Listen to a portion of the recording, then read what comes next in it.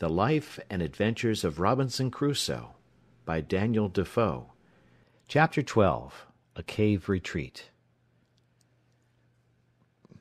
While this was doing, I was not altogether careless of my other affairs, for I had a great concern upon me for my little herd of goats. They were not only a ready supply to me on every occasion, and began to be sufficient for me, without the expense of powder and shot, but also without the fatigue of hunting after the wild ones, and I was loath to lose the advantage of them, and to have them all to nurse up over again.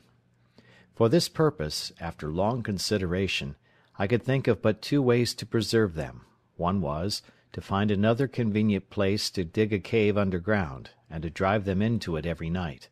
and the other was to enclose 2 or 3 little bits of land, remote from one another, and as much concealed as I could, where I might keep about 6 young goats in each place, so that if any disaster happened to the flock in general,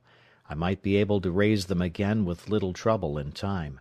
and this, though it would require a good deal of time and labour, I thought was the most rational design. Accordingly, I spent some time to find out the most retired parts of the island, and I pitched upon one, which was as private indeed as my heart could wish. It was a little damp piece of ground in the middle of the hollow and thick woods, where, as is observed, I almost lost myself once before, endeavouring to come back that way from the eastern part of the island. Here I found a clear piece of land, nearly 3 acres, so surrounded with woods that it was almost an enclosure by nature; at least it did not want near so much labour to make it so as the other piece of ground I had worked so hard at.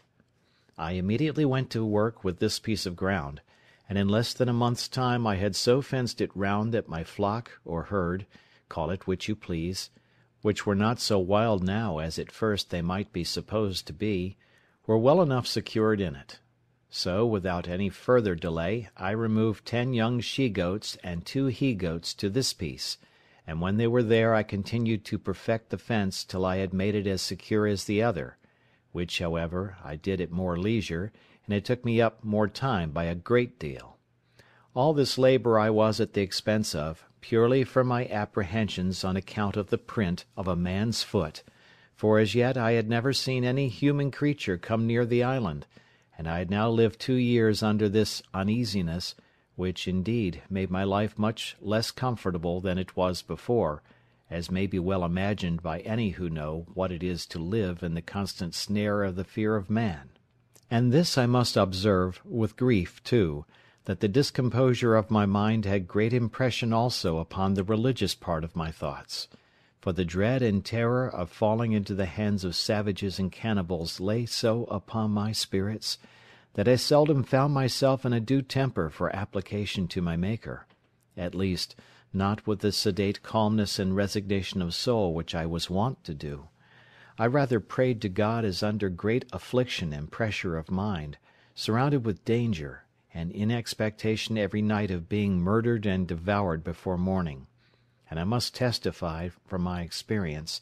that a temper of peace, thankfulness, love, and affection is much the more proper frame for prayer than that of terror and discomposure, and that under the dread of mischief impending, a man is no more fit for a comforting performance of the duty of praying to God than he is for a repentance on a sick bed; for these discomposures affect the mind as the others do the body, and the discomposure of the mind must necessarily be as great a disability as that of the body, and much greater; praying to God being properly an act of the mind, not of the body. But to go on. After I had thus secured one part of my little living stock, I went about the whole island searching for another private place to make such another deposit, when, wandering more to the west point of the island than I had ever done yet, and looking out to sea, I thought I saw a boat upon the sea at a great distance. I had found a perspective glass or two in one of the seamen's chests which I saved out of our ship, but I had it not about me, and this was so remote that I could not tell what to make of it, though I looked at it till my eyes were not able to hold to look any longer. Whether it was a boat or not I do not know, but as I descended from the hill I could see no more of it, so I gave it over. only I resolved to go no more out without a perspective glass in my pocket. When I was come down the hill to the end of the island, where indeed I had never been before, I was presently convinced that the seeing the print of the man's foot was not such a strange thing in the island as I imagined, but that it was a special providence that I was cast upon the side of the island where the savages never came. I should easily have known that nothing was more frequent than for the canoes from the main, when they happened to be a little too far out at sea, to shoot over to that side of the island for harbour. Likewise, as they often met and fought in their canoes, the victors, having taken any prisoners, would bring them over to the shore, where, according to their dreadful customs, being all cannibals, they would kill and eat them, of which hereafter. When I was come down the hill to the shore, as I said above, being the southwest point of the island, I was perfectly confounded and amazed,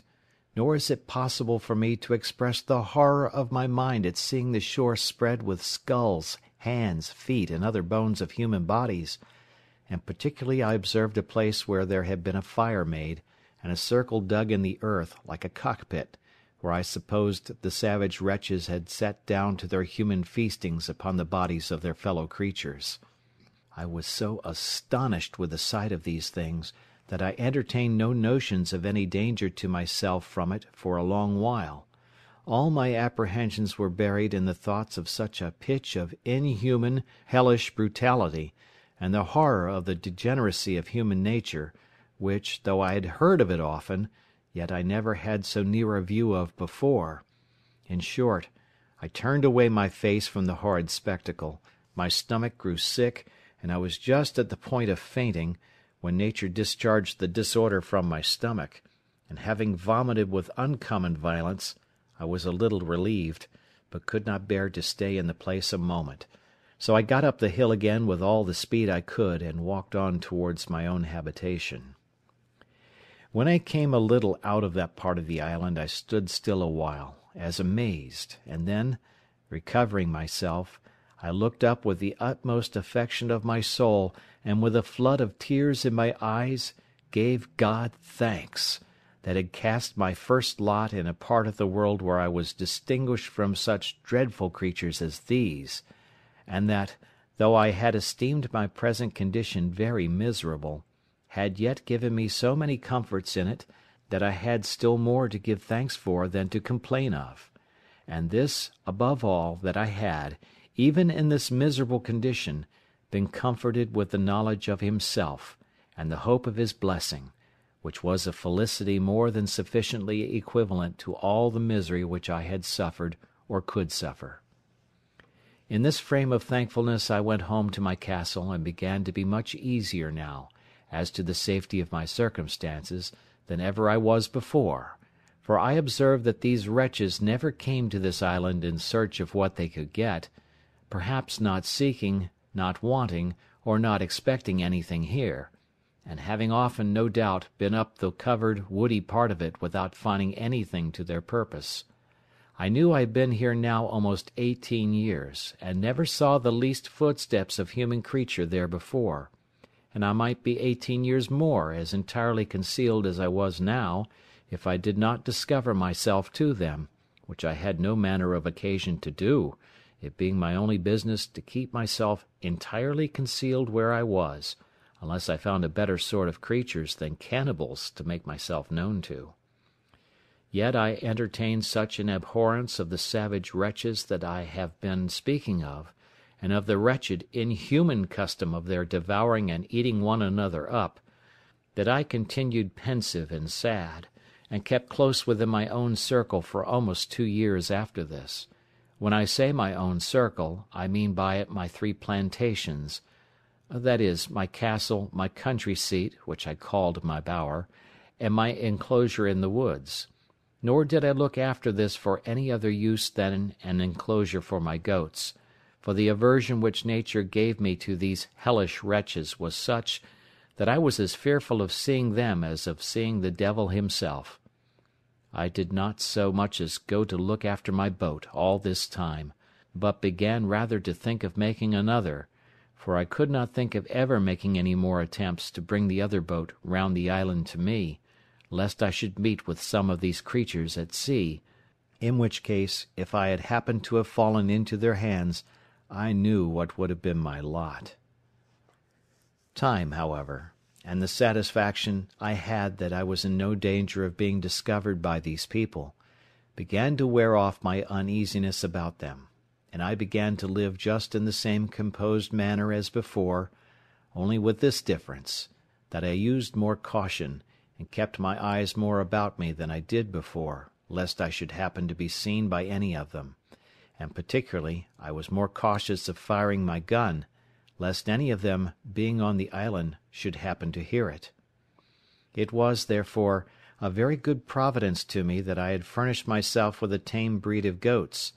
and that I had no need to hunt any more about the woods or shoot at them, and if I did catch any of them after this, it was by traps and snares, as I had done before,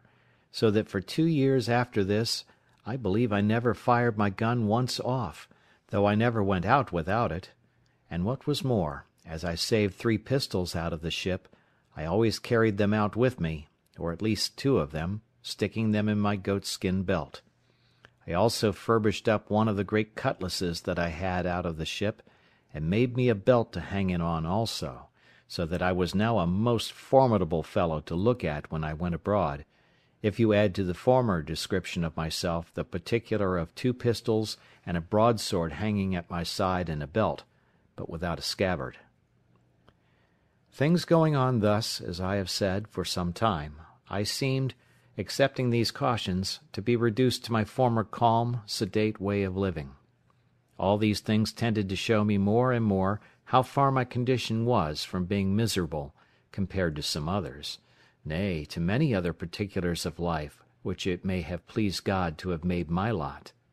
It put me upon reflecting how little repining there would be among mankind, at any condition of life, if people would rather compare their condition with those that were worse, in order to be thankful, than by always comparing them with those which are better, to assist their murmurings and complainings. As in my present condition there were not really many things which I wanted, so indeed I thought that the frights I had been in about these savage wretches, and the concern I had been in for my own preservation, had taken off the edge of my invention, for my own conveniences, and I had dropped a good design, which I had once bent my thoughts upon, and that was to try if I could not make some of my barley into malt, and then try to brew myself some beer.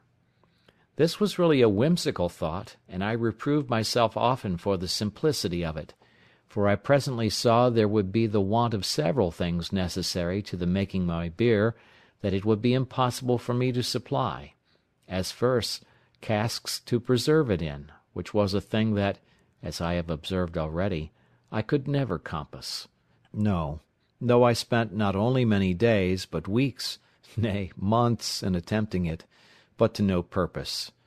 In the next place, I had no hops to make it keep, no yeast to make it work, no copper or kettle to make it boil, and yet with all these things wanting, I verily believe, had not the frights and terrors I was in about the savages intervened, I had undertaken it, and perhaps brought it to pass too, for I seldom gave anything over without accomplishing it, when once I had it in my head to begin it.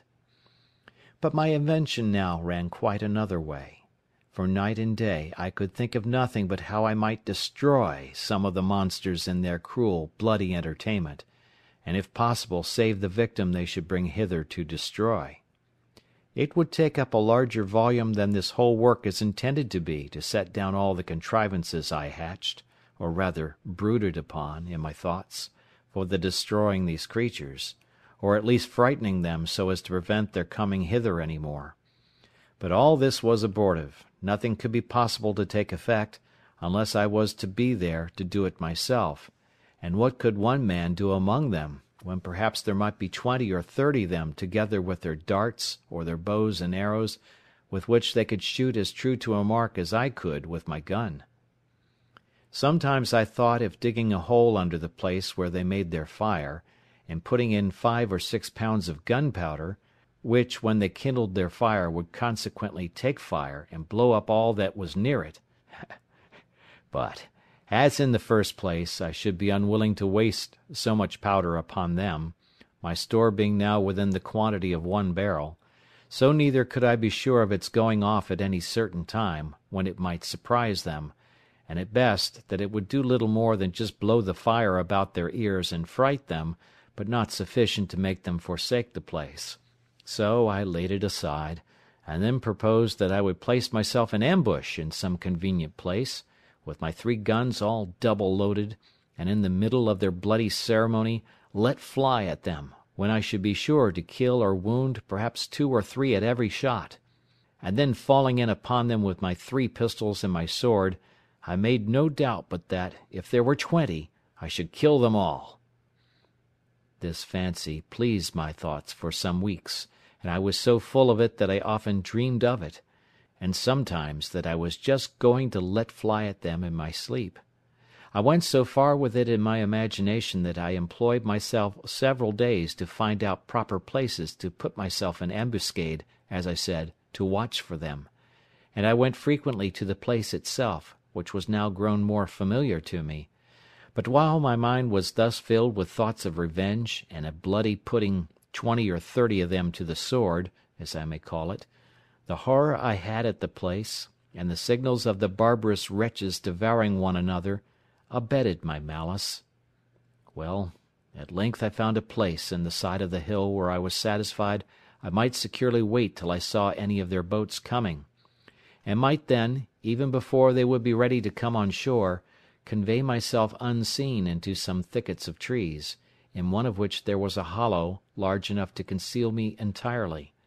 and there I might sit and observe all their bloody doings, and take my full aim at their heads, when they were so close together as that it would be next to impossible that I should miss my shot,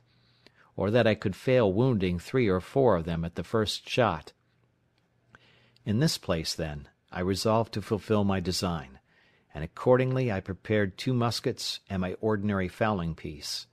The 2 muskets I loaded with a brace of slugs each, and 4 or 5 smaller bullets, about the size of pistol bullets, and the fowling piece I loaded with near a handful of swan shot of the largest size. I also loaded my pistols with about 4 bullets each, and in this posture, well provided with ammunition for a second and third charge, I prepared myself for my expedition. After I had thus laid the scheme of my design, and in my imagination put it into practice, I continually made my tour every morning to the top of the hill, which was from my castle, as I call it, about 3 miles or more, to see if I could observe any boats upon the sea, coming near the island, or standing over towards it. But I began to tire of this hard duty, after I had for 2 or 3 months constantly kept my watch, but came always back without any discovery, there having not in all that time been the least appearance, not even on or near the shore, but on the whole ocean, so far as my eye or glass could reach every way. As long as I kept my daily tour to the hill, to look out, so long also I kept up the vigour of my design, and my spirit seemed to be all the while in a suitable frame for so outrageous an execution as the killing of 20 or 30 naked savages, for an offence which I had not at all entered into any discussion of in my thoughts, any farther than my passions were at first fired by the horror I conceived at the unnatural custom of the people of that country, who, it seems, had been suffered by Providence, in his wise disposition of the world, to have no other guide than that of their own abominable and vitiated passions, and consequently were left, and perhaps had been so for some ages, to act such horrid things, and receive such dreadful customs, as nothing but nature, entirely abandoned by heaven, and actuated by some hellish degeneracy, which could have run them into. But now, when, as I have said, I began to be weary of the fruitless excursion which I made so long and so far every morning in vain, so my opinion of the action itself began to alter, and I began, with cooler and calmer thoughts, to consider what I was going to engage in, What authority or call I had to pretend to be judge and executioner upon these men as criminals, whom Heaven had thought fit for so many ages to suffer unpunished to go on, and to be, as it were, the executioners of his judgments one upon another. How far these people were offenders against me, and what right I had to engage in the quarrel of that blood which they shed promiscuously upon one another. I debated this very often with myself thus: how do I know what God himself judges in this particular case? It is certain these people do not commit this as a crime. It is not against their own consciences reproving, or their light reproaching them. They do not know it to be an offence, and then commit it in defiance of divine justice, as we do in almost all the sins we commit. They think it no more a crime to kill a captive taken in war than we do to kill an ox, or to eat human flesh than we do to eat mutton. When I considered this a little, it followed necessarily that I was certainly in the wrong, that these people were not murderers, in the sense that I had before condemned them in my thoughts, any more than those Christians were murderers who often put to death the prisoners taken in battle, or more frequently, upon many occasions, put whole troops of men to the sword, without giving quarter, though they threw down their arms and submitted. In the next place, it occurred to me that although the usage they gave one another was thus brutish and inhuman, yet it was really nothing to me. These people had done me no injury, that if they attempted, or I saw it necessary, for my own immediate preservation, to fall upon them, something might be said for it, but that I was yet out of their power, and they really had no knowledge of me, and consequently no design upon me, and therefore it could not be just for me to fall upon them; that this would justify the conduct of the Spaniards in all their barbarities practised in America, where they destroyed millions of these people, who, however they were idolaters and barbarians, and had several bloody and barbarous rites in their customs, such as sacrificing human bodies to their idols, were yet, as to the Spaniards, very innocent people, and that the rooting them out of the country is spoken of with the utmost abhorrence and detestation by even the Spaniards themselves at this time, and by all other Christian nations of Europe, as a mere butchery, a bloody and unnatural piece of cruelty, unjustifiable either to God or man, and for which the very name of a Spaniard is reckoned to be frightful and terrible to all people of humanity or of Christian compassion; as if the kingdom of Spain were particularly eminent for the produce of a race of men who were without principles of tenderness, or the common bowels of pity to the miserable, which is reckoned to be a mark of generous temper in the mind. These considerations really put me to a pause, and to a kind of a full stop, and I began by little and little to be off my design, and to conclude I had taken wrong measures in my resolution to attack the savages, and that it was not my business to meddle with them unless they first attacked me, and this it was my business, if possible, to prevent; but that, if I were discovered and attacked by them, I knew my duty. On the other hand, I argued with myself that this really was the way not to deliver myself, but entirely to ruin and destroy myself; for unless I was sure to kill every one that not only should be on shore at that time, but that should ever come on shore afterwards, if but one of them escaped to tell their country people what had happened,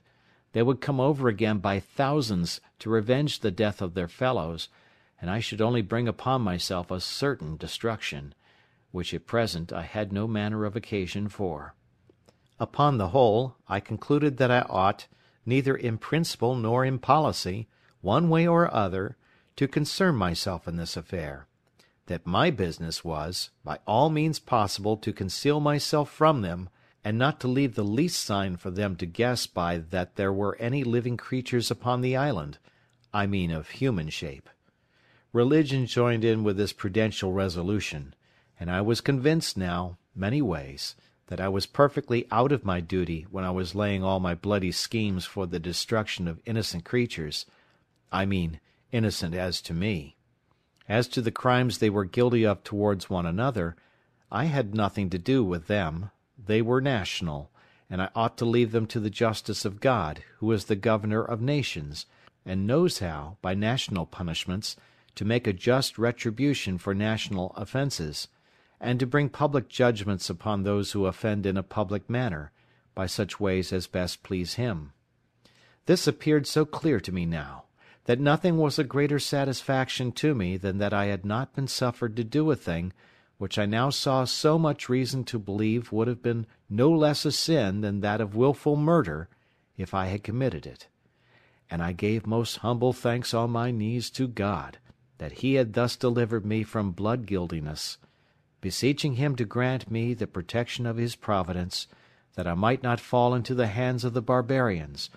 or that I might not lay my hands upon them, unless I had a more clear call from heaven to do it, in defence of my own life. In this disposition I continued for near a year after this, and so far was I from desiring an occasion for falling upon these wretches,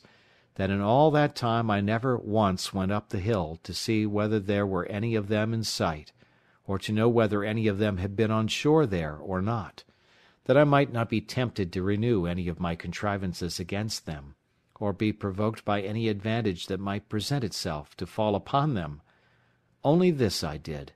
I went and removed my boat, which I had on the other side of the island, and carried it down to the east end of the whole island, where I ran it into a little cove, which I found under some high rocks, and where I knew, by reason of the currents, the savages durst not, at least would not, come with their boats upon any account whatever. With my boat I carried away everything that I had left there belonging to her, though not necessary for the bare going thither, that is, a mast and sail which I had made for her, and a thing like an anchor, but which, indeed, could not be called either anchor or grapnel. However, it was the best I could make of its kind. All these I removed, that there might not be the least shadow for discovery, or appearance of any boat or of any human habitation upon the island. Besides this, I kept myself, as I said, more retired than ever, and seldom went from my cell except upon my constant employment to milk my she-goats and manage my little flock in the wood, which, as it was quite on the other part of the island, was out of danger, for certain. It was these savage people, who sometimes haunted this island, never came with any thoughts of finding anything here, and consequently never wandered off from the coast, and I doubt not but they might have been several times on shore after my apprehensions of them had made me cautious, as well as before. Indeed, I looked back with some horror upon the thoughts of what my condition would have been if I had chopped upon them and been discovered before that, when, naked and unarmed except with one gun, and that loaded often only with small shot, I walked everywhere, peeping and peering about the island to see what I could get. What a surprise should I have been in if, when I discovered the print of a man's foot, I had, instead of that, seen 15 or 20 savages, and found them pursuing me, and by the swiftness of their running no possibility of my escaping them. The thoughts of this sometimes sank my very soul within me, and distressed my mind so much that I could not soon recover it, to think what I should have done, and how I should not only have been unable to resist them, but even should not have had presence of mind enough to do what I might have done, much less what now, after so much consideration and preparation, I might be able to do. Indeed, after serious thinking of these things, I would be melancholy, and sometimes it would last a great while. But I resolved it all at last into thankfulness to that Providence which had delivered me from so many unseen dangers, and had kept me from those mischiefs which I could have no way been the agent in delivering myself from, because I had not the least notion of any such thing depending, or the least supposition of its being possible. This renewed a contemplation which often had come into my thoughts in former times, when first I began to see the merciful dispositions of heaven, in the dangers we run through in this life, how wonderfully we are delivered when we know nothing of it, how, when we are in a quandary, as we call it, a doubt or hesitation whether to go this way or that way, a secret hint shall direct us this way, when we intended to go that way; nay, when sense, our own inclination, and perhaps business has called us to go the other way, yet a strange impression upon the mind, from we know not what springs, and by we know not what power, shall overrule us to go this way, and it shall afterwards appear that had we gone that way, which we should have gone, and even to our imagination ought to have gone, we should have been ruined and lost. Upon these and many like reflections, I afterwards made it a certain rule with me, that whenever I found those secret hints or pressings of mine to doing or not doing anything that presented, or going this way or that way, I never failed to obey the secret dictate, though I knew no other reason for it than such a pressure or such a hint hung upon my mind. I could give many examples of the success of this conduct in the course of my life, but more especially in the latter part of my inhabiting this unhappy island, because, besides many occasions which it is very likely I might have taken notice of, if I had seen with the same eyes that I see with now. But it is never too late to be wise, and I cannot but advise all considering men, whose lives are attended with such extraordinary incidents as mine, and even though not so extraordinary, not to slight such secret intimations of Providence, let them come from what invisible intelligence they will. That I shall not discuss, and perhaps cannot account for, but certainly they are a proof of the converse of spirits, and a secret communication between those embodied and those unembodied, and such a proof as can never be understood, of which I shall have occasion to give some remarkable instances in the remainder of my solitary residence in this dismal place. I believe the reader of this will not think it strange if I confess that these anxieties, these constant dangers I lived in, and the concern that was now upon me, put an end to all invention, and to all the contrivances that I had laid for my future accommodations and conveniences. I had the care of my safety more now upon my hands than that of my food. I cared not to drive a nail, or chop a stick of wood now, for fear the noise I might make should be heard. Much less would I fire a gun for the same reason, and above all I was intolerably uneasy at making any fire, lest the smoke, which is visible at a great distance in the day, should betray me. For this reason I removed that part of my business which required fire, such as burning of pots and pipes, etc., into my new apartment in the woods, where, after I had been some time, I found, to my unspeakable consolation, a mere natural cave in the earth, which went in a vast way, and where, I dare say, no savage, had he been at the mouth of it, would be so hardy as to venture in, nor indeed would any man else, but one who, like me, wanted nothing so much as a safe retreat. The mouth of this hollow was at the bottom of a great rock, where, by mere accident, I would say, if I did not see abundant reason to ascribe all such things now to Providence, I was cutting down some thick branches of trees to make charcoal, and before I go on, I must observe the reason of my making this charcoal, which was this. I was afraid of making a smoke about my habitation, as I said before, and yet I could not live there without baking my bread, cooking my meat, etc. So I contrived to burn some wood here, as I had seen done in England, under turf, till it became chark or dry coal, and then putting the fire out, I preserved the coal to carry home, and perform the other services for which fire was wanting, without danger of smoke. But this is by the by. While I was cutting down some wood here, I perceived that, behind a very thick branch of low brushwood or underwood, there was a kind of hollow place. I was curious to look in it, and getting with difficulty into the mouth of it, I found it was pretty large, that is to say, sufficient for me to stand upright in it, and perhaps another with me. But I must confess to you that I made more haste out than I did in, when looking farther into the place, and which was perfectly dark, I saw two broad shining eyes of some creature, whether devil or man I knew not, which twinkled like two stars, the dim light from the cave's mouth shining directly in, and making the reflection. However, after some pause, I recovered myself, and began to call myself 1,000 fools, and to think that he that was afraid to see the devil was not fit to live 20 years in an island all alone, and that I might well think there was nothing in this cave that was more frightful than myself. Upon this, plucking up my courage, I took up a firebrand, and in I rushed again, with the stick flaming in my hand. I had not gone 3 steps in before I was almost as frightened as before, for I heard a very loud sigh, like that of a man in some pain, and it was followed by a broken noise, as of words half expressed, and then a deep sigh again. I stepped back, and was indeed struck with such a surprise that it put me into a cold sweat, and if I had had a hat on my head, I will not answer for it that my hair might not have lifted it off. But still plucking up my spirits as well as I could,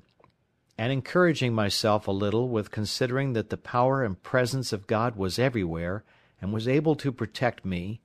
I stepped forward again, and by the light of the firebrand, holding it up a little over my head, I saw lying on the ground a monstrous, frightful old he-goat, just making his will, as we say, and gasping for life, and dying indeed of mere old age. I stirred him a little to see if I could get him out, and he essayed to get up, but was not able to raise himself, and I thought with myself he might even lie there, for if he had frightened me, so he would certainly fright any of the savages, if any of them should be so hardy as to come in there while he had any life in him. I was now recovered from my surprise, and began to look round me, when I found the cave was but very small. That is to say, it might be about 12 feet over, but in no manner of shape, neither round nor square, no hands having ever been employed in making it but those of mere nature. I observed also that there was a place at the farther side of it that went in further, but was so low that it required me to creep upon my hands and knees to go into it, and whither it went I knew not. So, having no candle, I gave it over for that time, but resolved to go again the next day provided with candles and a tinder box, which I had made of the lock of one of the muskets, with some wildfire in the pan.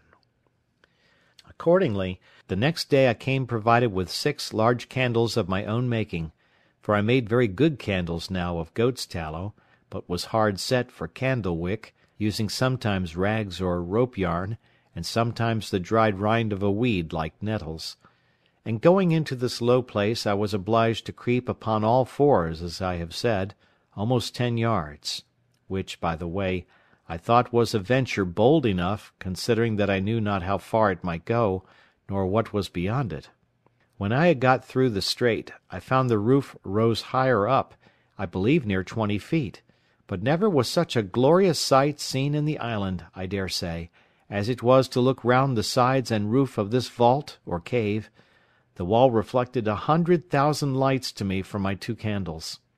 What it was in the rock, whether diamonds or any other precious stones, or gold which I rather supposed it to be, I knew not. The place I was in was a most delightful cavity or grotto, though perfectly dark. The floor was dry and level, and had a sort of a small loose gravel upon it, so that there was no nauseous or venomous creature to be seen, neither was there any damp or wet on the sides or roof. The only difficulty in it was the entrance, which, however, as it was a place of security, and such a retreat as I wanted,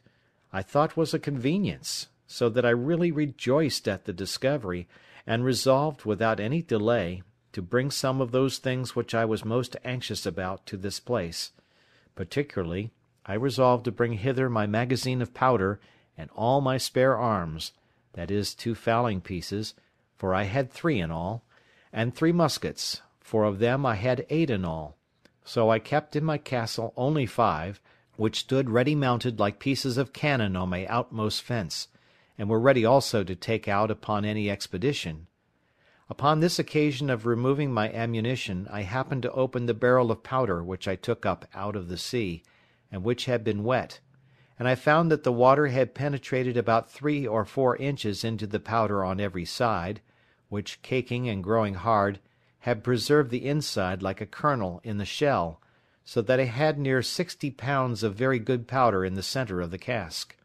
This was a very agreeable discovery to me at that time, So I carried all away thither, never keeping above 2 or 3 pounds of powder with me in my castle, for fear of a surprise of any kind.